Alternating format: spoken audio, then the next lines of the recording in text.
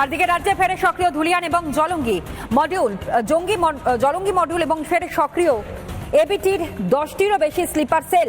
চাঞ্চল্যকর তথ্য বেঙ্গল এসটিএফ এর জানিয়েছে অসম পুলিশ। অসম থেকে ধৃত শাহিনুরকে জেরা পুলিশের। কেরল সহ দক্ষিণ ভারতের বিভিন্ন রাজ্যে শ্রমিকের কাজ ধৃতদের। কেরলে যায় ধৃত সাদরাদিও এবং এবিটির পুরনো সদস্যদের একসঙ্গে কাজ করা, যার মধ্যে অন্যতম এই সাদরাদি। যেমনটা সূত্র মারফত খবর পাওয়া যাচ্ছে। আর এই সংক্রান্ত বিষয় নিয়ে আরেকটু বিস্তারিত আমরা জানবার চেষ্টা করি। সৈকত আমাদের প্রতিনিধি এই মুহূর্তে আমাদের সঙ্গে রয়েছে। সৈকত, লেটেস্ট আপডেট কি?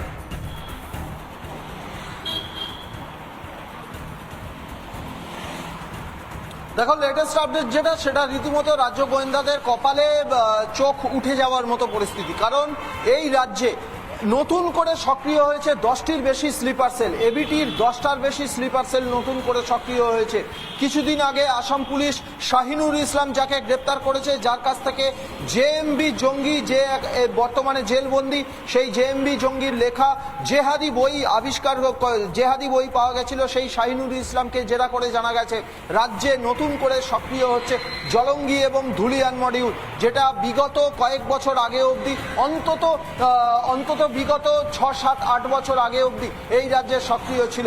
সেটাকে নতুন করে ফের অ্যাক্টিভ করার চেষ্টা করছে এবিটি, এবং এই অ্যাক্টিভ করার পেছনে 10টিরও বেশি স্লিপার সেল কাজ করছে গোটা রাজ্যে। এবং এই স্লিপার সেলের সদস্যরা, যারা আগে এবিটির সঙ্গে জড়িয়ে ছিল, বাংলাদেশের শেখ হাসিনা সরকারের তরফ থেকে প্রচণ্ড ধরপাকড় চলছিল, এই রাজ্যেও ধরপাকড়ের পরিস্থিতি ছিল। সেই জন্যে তারা দক্ষিণ ভারতের বিভিন্ন রাজ্যে শ্রমিকের কাজ নিয়েছিল, সেখানে কাজ করছিল।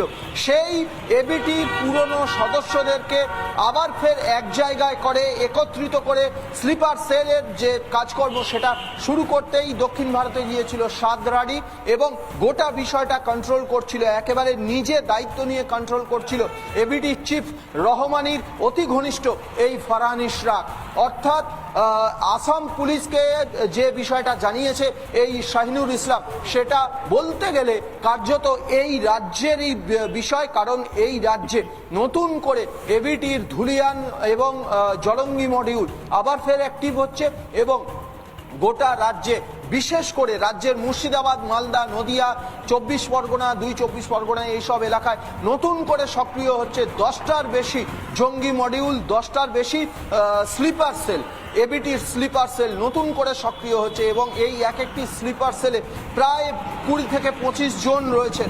অর্থাৎ এই রাজ্যে নতুন করে 200 থেকে 250 জন জঙ্গি, 200 থেকে 250 জন জঙ্গি মানসিকতার মানুষ নতুন করে সক্রিয় হচ্ছে, যেটা কিন্তু আসাম পুলিশ ইতিমধ্যেই এই খবর পেয়েই আসাম পুলিশ বেঙ্গল এসটিএফকে বা রাজ্য পুলিশকে অ্যালার্ট করেছে। রাজ্য এসটিএফ এর তরফ থেকে নতুন করে তাদেরকে চিহ্নিত করে তাদেরকে ধরপাকড় করার চেষ্টা শুরু হয়েছে। একদমই তাই, ধন্যবাদ জানাই আপাতত। আর এরই সঙ্গে আপনাদেরকে জানাই, রাজ্যে ফেরে সক্রিয় ধুলিয়ান এবং জলঙ্গি মডিউল, ফেরে সক্রিয় এবিটির 10টি বেশি স্লিপার সেল।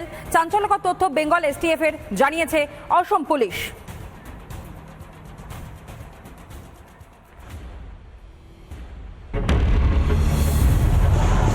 আত্মরক্ষার অধিকার পৃথিবীর যে কোনো ধর্মের মানুষের আছে, আর স্বাভাবিক অধিকার আছে, আমরা যাকে সারা পৃথিবী জুড়ে মানবাধিকার বলে জানি।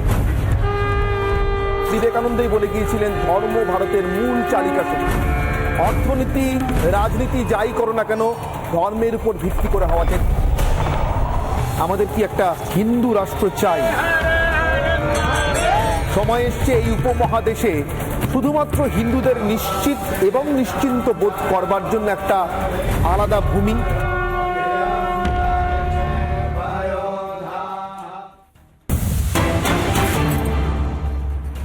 কেন্দ্র রাজ্য জমি সংঘাত, আর এই কেন্দ্র রাজ্য জমি সংঘাতের মধ্যে জাতাকলে পিষছে এই মুহূর্তে বনগা গাইঘাটা এলাকার বাসিন্দারা। তারা রীতিমতো আতঙ্কে রয়েছেন। একদিকে অনুপ্রবেশ ঘটছে, কিন্তু সেই অনুপ্রবেশ কেন রোখা সম্ভব হচ্ছে না, সেই প্রশ্ন রীতিমতন সেখানকার বাসিন্দারা করছেন।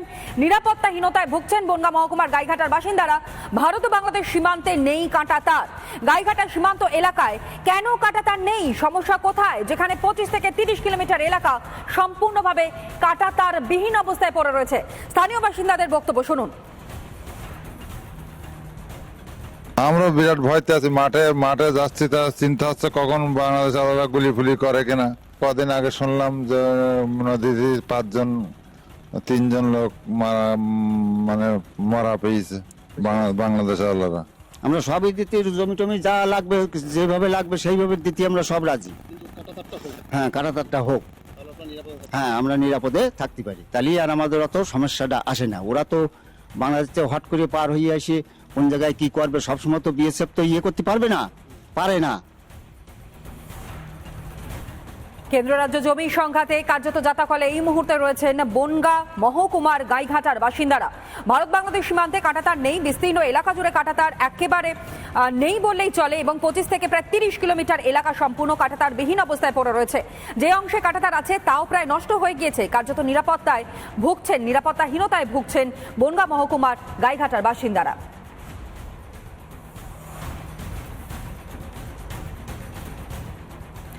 এই সংক্রান্ত একাধিক খবর যেমন রয়েছে, ঠিক তার পাশাপাশি সন্দেশখালীর দিকে আমাদের নজর থাকবে। তবে এখন সময় ছোট্ট একটা বিরতি, ফিরে আসছে। এখনই দেখতে থাকুন রিপাবলিক বাংলা।